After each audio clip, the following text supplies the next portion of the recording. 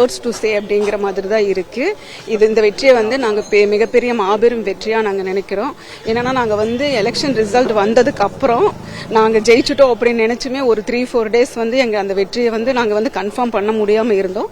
அதுக்கப்புறமா நேற்று நாங்கள் இந்த மாதிரி ஒரு பதவியேற்பு விழா ஆனதுக்கு அப்புறமா தான் நாங்கள் வந்து எங்களோட முழுமையான வெற்றியை வந்து நாங்கள் வந்து அடைஞ்ச மாதிரி இருக்கு. இப்போ நாங்கள் வந்து மன்னராட்சியை முடிச்சு விட்டுட்டு மக்களாட்சியில் அடியெடுத்து வைக்கிறோம்னு சொல்றேன். 1967க்கு அப்புறமா திமுக அதிமுக என்ற 2 பெரும் சக்திகள் தான் தமிழகத்தை ஆண்டிருக்காங்க. இந்த 2 கட்சிகளை வீழ்த்தி தமிழக வெற்றி கழகம் இப்போது ஆட்சி அமைக்க போகுது. அதை பத்தின உங்க கருத்து? அதுதான், எம்ஜிஆருக்கு அப்புறம் வந்த முதல் தலைவர் நம்ம தலைவர் தான். மொத்தமா வந்து இதுவரைக்கும் மன்னராட்சி தான் நடந்துட்டு இருந்தது. மன்னராட்சிக்கு நாங்கள் முற்றுப்புள்ளி வச்சுட்டு இனிமேல் நடக்கிறது மக்களாட்சி தான். இனிமேல் எப்பவுமே மக்களாட்சி தான்.